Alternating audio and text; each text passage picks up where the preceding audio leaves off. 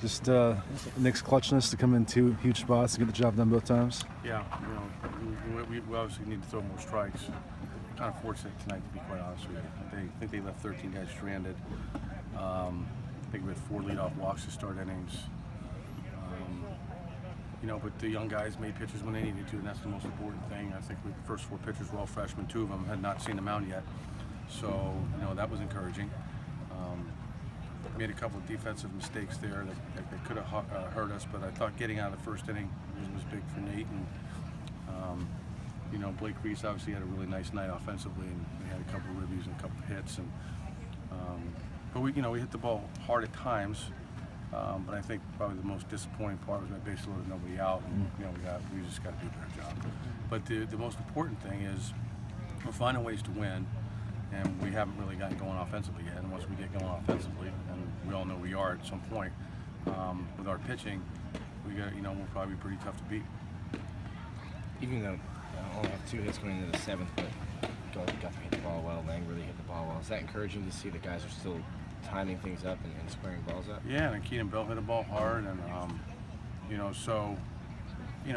just got to have a better approach. And some of the guys are, I think, at a point now where they're a little disappointed, but it's I don't even know what our record is, but we played 7 or 8 games, and it's going to come around. It takes one game to kind of get back on track and feeling better about yourself. So we will get going offensively. We just got some work to do and keep encouraging them and keep working. And like I said, but the way we pitch, 4 or 5 runs probably is going to be enough for most nights. So we just got to keep on working and get these bats going.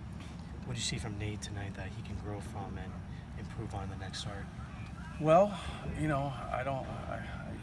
usually straightforward. I'm really, really high on Nate. He's got a good arm. He's always been a strike thrower.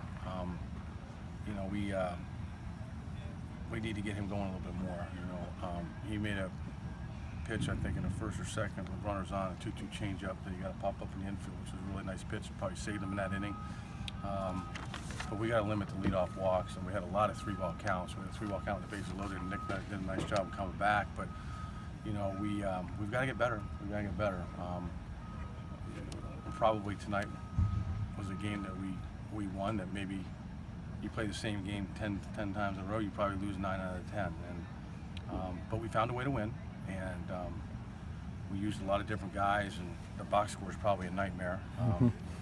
Nick coming back in the pitch twice and moving the outfielders around and that type of thing. So it was a creative game that way, but we're probably very fortunate to win tonight, to be honest with you. You bring Baker in the 6th, basically the same situation he was in Jacksonville. How did it feel to see him basically respond? I thought he threw the ball great tonight. I thought he was around the strike zone.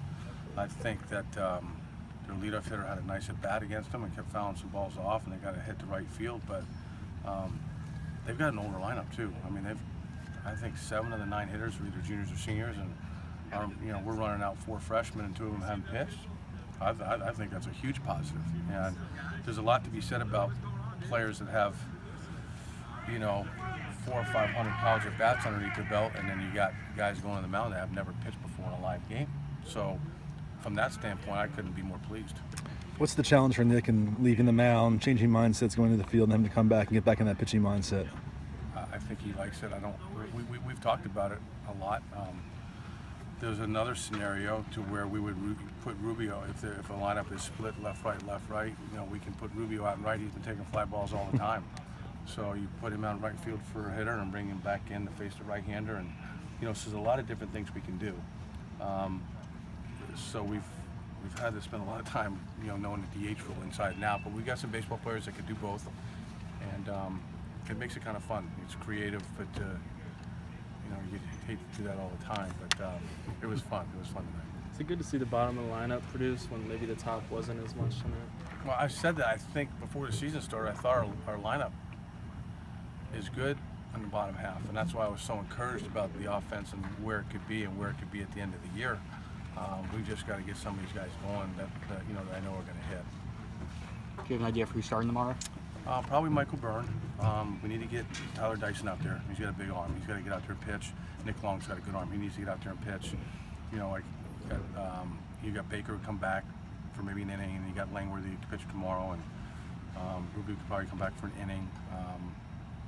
You know, so we've got plenty of guys. So, but you know, Michael will probably be on a pitch count at some point tomorrow, and you know, the whole idea is was trying to piece the game together for the first 7 innings or 6+ innings, and then go to the older guys, and we just try to keep it, keep it right there.